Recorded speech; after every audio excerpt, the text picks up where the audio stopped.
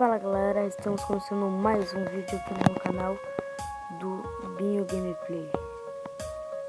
Então, a gente vai vir aqui como fazer uma armadilha com TNT. Vocês vão ter que pegar esses itens aqui, ó. Só isso. TNT, que é dinamite, placa de pressão de madeira. Então,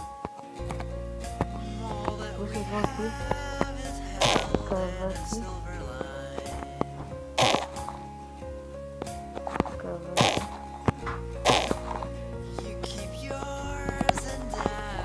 Depois que você cavar, você bota aqui, aqui.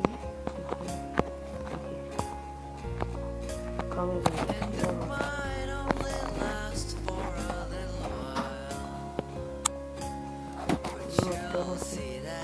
então a gente pega a placa de pressão e bota.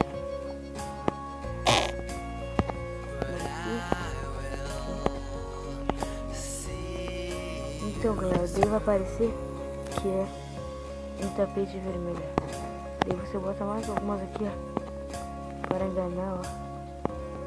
Tá, daí quando ele pisar aqui, ó, vai vir, vai pisar, não vai dar nada.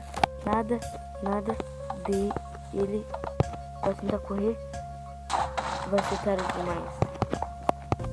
Bom galera, esse foi mais um vídeo do canal Binho Gameplay. Se você gostou, deixe seu like e compartilha. Tchau.